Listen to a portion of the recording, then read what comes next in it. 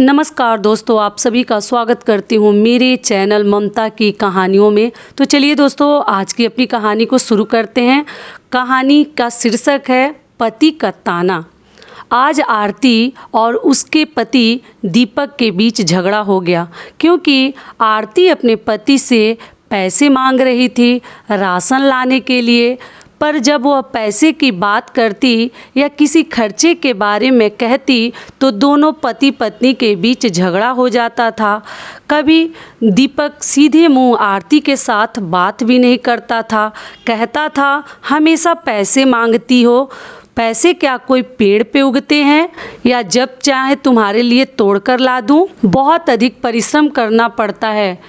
तुम्हें क्या, तुम जब चाहती हो मुंह उठाकर चली आती हो। मुझे इतना पैसा चाहिए। जब खुद कमाती तब पैसा का वैल्यू तुम्हें पता चलता। पैसा कमाना कितना मुश्किल है, कितनी मेहनत करनी पड़ती है। पता नहीं पैसा को कहाँ कहाँ खर्च करती है। तब दीपक की बात सुनकर आरती दुखी हो गई और बोली, आप ही बताओ कि मैं क्या करूं? खर्च को कहाँ रोकूं? आपसे ना मांगूं तो किससे मांगूंगी? तब दीपक बिना कुछ उत्तर दिए घर से बाहर चला गया और इधर आरती फुट फुट कर रोने लगी पति का ऐसा व्यवहार देखकर। और वह नीचे बैठकर सोचने लगी, मैं इनके पैसों को कितने हिसाब से खर्च करती हूँ। एक पैसा फिजूल खर्च नहीं करती हूँ, फिर भी ये नहीं समझते हैं खर्च को कहाँ रोकूं। बच्चों के स्कूल का फ़ी देना है, सासू माँ की दवाई तथा घर का राशन, हर चीज़ कितना किफ़ायती से चलाती हूँ, फिर भी मैं ही गलत हूँ। आरती ये सब सोच सोच कर रोए जा रही थी। उसके आंसू रुकने का नाम नहीं ले रहे थे। तभी पीछे से आकर उसकी ननद प्रिया ने उसे चुप कराते हुए कहा, मत रो भाभी, दुनिया के सभी मर्द एक जैसे ही होते हैं। औरत घर खर्च के लिए पैसे मांगती है, वैसे ही इनका गुस्सा और अधिक बढ़ जाता है। मैं आपको कैसे समझाऊं, मेरे पति का भी यही हाल है। जब भी घर के लिए पैसे मांगती हूँ तब वह गुस्से हो जाते हैं, चार बातें सुनाने लगते हैं और मैं भी आपके जैसे ही रोने लगती हूँ। हम स्त्रियों को पैसे देना यह लोग फिजूल खर्ची समझते हैं। और उसकी ननद ने भाभी के आंसुओं को पोंछते हुए कहा और गले लगा लिया। तब आरती अपने आंसुओं को पोंछते हुए बोली, नहीं प्रिया, अब बहुत हो गया। रोज रोज के किचकिच से मैं परेशान हो गई हूँ।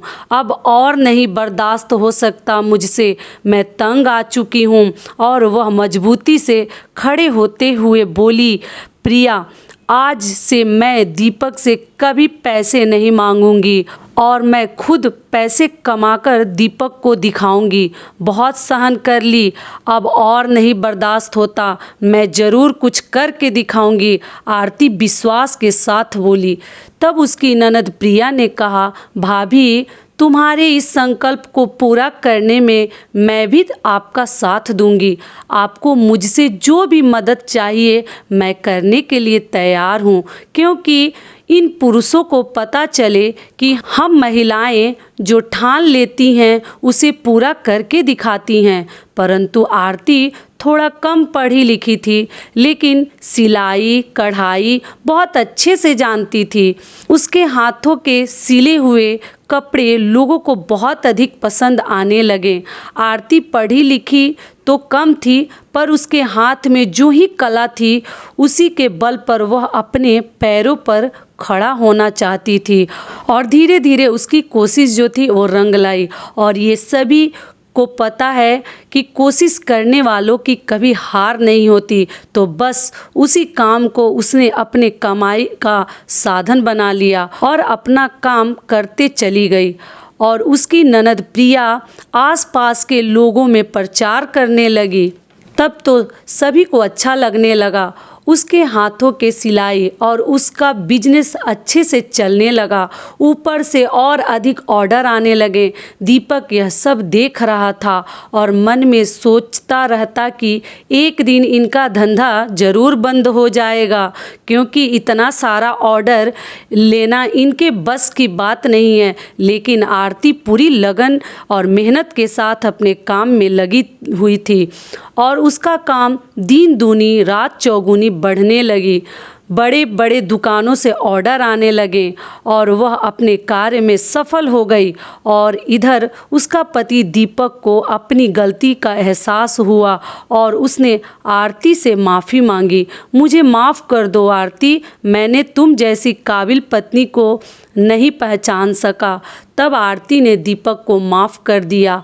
तो दोस्तों, आज की मेरी कहानी यहीं तक थी। दोस्तों, अगर औरत किसी भी काम को ठान लेती है तो वह जब तक उस काम को कर नहीं लेती वह रुकती नहीं है, काम पूरा करके ही वो रुकती है। इसलिए कहा जाता है ना कि भगवान भी हमेशा उसी का साथ देते हैं जो मेहनत करता है। तो कैसी लगी मेरी कहानी ज़रूर कमेंट बॉक्स में बताइएगा। तब तक के लिए धन्यवाद। पसंद आए तो चैनल को सब्सक्राइब कर दीजिएगा।